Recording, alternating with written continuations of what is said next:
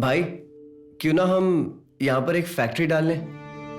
हाँ भाई, हम आत्मनिर्भर बन गए तो अपनी रोजी रोटी खुद ही कमा पाएंगे। भविष्य सुरक्षित हो जाएगा भाई।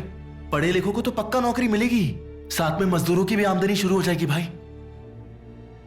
आइडिया तो बहुत अच्छा है, पर ये सरकार हमें फैक्ट्री खोलने की अनुमति देगी क्या? पहले एप्लीकेशन तो देके देखते हैं। और फैक्ट्री लगाने का पैसा कहां से आएगा? स्टुअर्टपुरम में फैक्ट्री डालने के लिए नागेश्वर राव को पैसे चाहिए थे और तभी उसने मद्रास पोर्ट से 300 किलो सोना चोरी किया, पर वो सोना उसने कहीं छुपा दिया। बता, तूने सोना कहां पर छुपाया है, बोल। वो सिर्फ सोना नहीं है, बल्कि स्टुअर्टपुरम का भविष्य है। मेरी खाल उधेड़ने पर नहीं बोलूंगा। यलमंडा को डर था कि अगर स्टुअर्टपुरम में फैक्ट्री लग गई तो उसका राज खत्म हो जाएगा। सर, कुछ भी कर लो लेकिन ये मुंह नहीं खोलेगा। सोना कहां छुपाया है नहीं बता रहा। उन कॉलेज के स्टूडेंट्स को पकड़ो सर, उन्हें जरूर पता होगा कि सोना कहां है।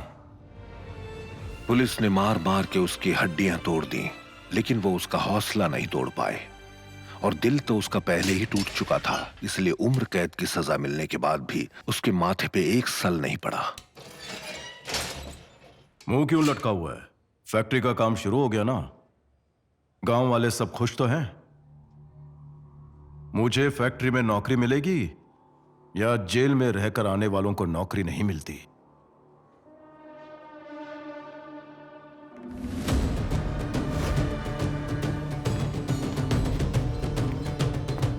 यही बच्चा लोग नागी को फैक्ट्री का आइडिया दिए थे भाई। इन्हें जरूर पता होगा कि सोना कहां पर छुपा है, लेकिन अपना मुंह नहीं खोल रहे।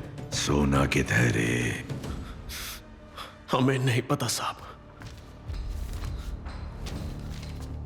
जाने ही कहा है फैक्ट्री लगाने की एप्लीकेशन जो तन्ने सरकार को दी थी।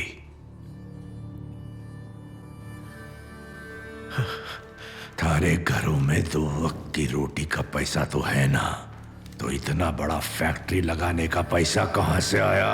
चुराया हुआ सोना बेच के फैक्ट्री लगाएगा? नागी भाई हमारे लिए जेल में सड़ रहे हैं।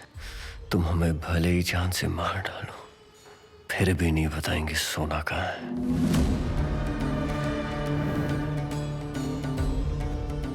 पार्टी का मीटिंग है, मन्ने जाना है। हमारे को सोना चाहिए, जो करना है कर।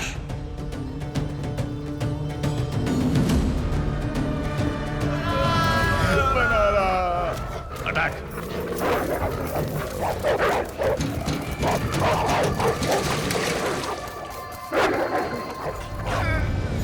अब सिर्फ यही एक बचा है। इसे कुछ होने मत देना, वरना सोना हमें कभी नहीं मिलेगा। इसे नशे की दवा खिला दो, फिर देखो कैसे सब धड़ाधड़ उगलता है।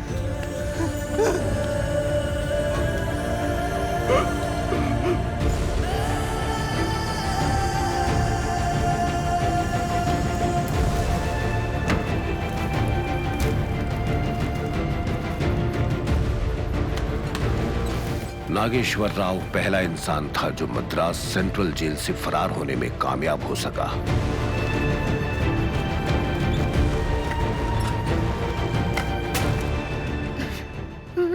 नागे, हमने वो सोना बच्चा लोग के पास रख दिया था, लेकिन कासे ने सबको मार डाला। सर! सर! वो नागेश्वर राव मद्रास जेल से भाग गया सर। आने दे, अपने 40 मुस्टंडे हैं यहाँ पे। जिस जेल से वो भागा है ना, वहां 400 से ज्यादा सिपाही तैनात थे सर। अपनी जान बचा के भागिए।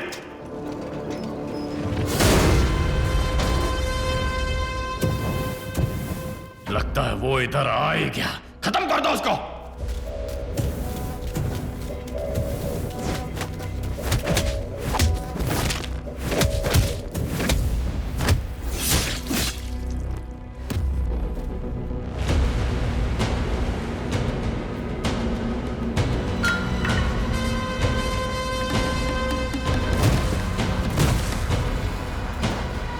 एक एक करके क्या जा रहे हो? जाओ साथ में मारो।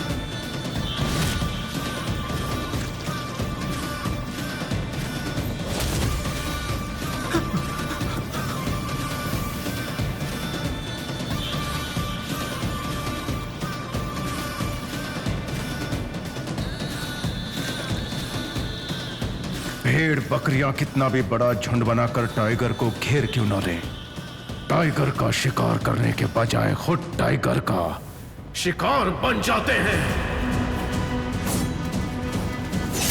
जब भूखा शेर शिकार पर निकलता है तो अपने शिकार को पाकर शांत हो जाता है, लेकिन उस दिन नागेश्वर राव ने कहर मचा दिया। जुर्म के इतिहास का सबसे खौफनाक पन्ना लिख डाला।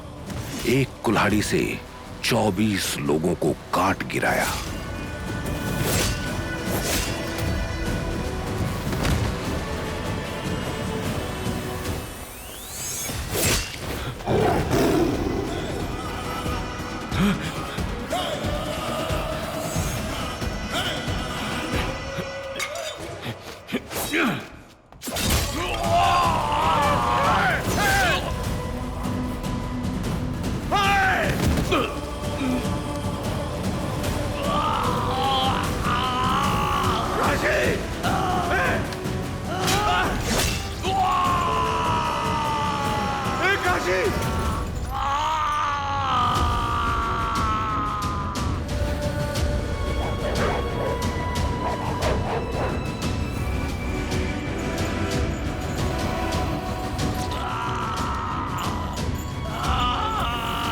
नहीं, छोड़ उसे।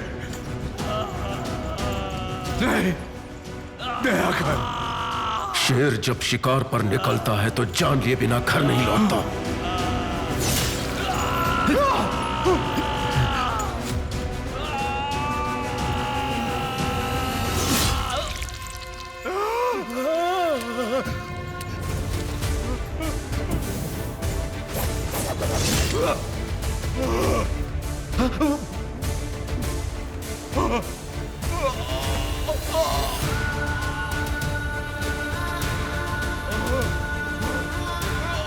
यलमंडा के भाई काशी को उसकी आंखों के सामने काट डाला। ये जंग का ऐलान था। पूरे राज्य की पुलिस अब नागेश्वर राव को ढूंढ रही थी। कौन है वो? स्टुअर्टपुरम का नागेश्वर राव। नागेश्वर राव नहीं, टाइगर नागेश्वर राव, जिसने बाप के मरने पे एक आंसू नहीं बहाया, सारा को खोने पे जिसकी आंखें नहीं छलकी थीं, आज सालों बाद उसकी आंखें उन बच्चों की मौत पे नम हो गई थीं।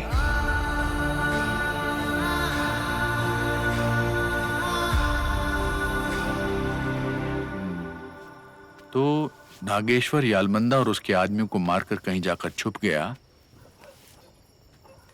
और इसीलिए पुलिस वाले उसके पीछे पड़े हैं। टाइगर जब कभी छुपता है तो बचने के लिए नहीं, हमला करने के लिए छुपता है।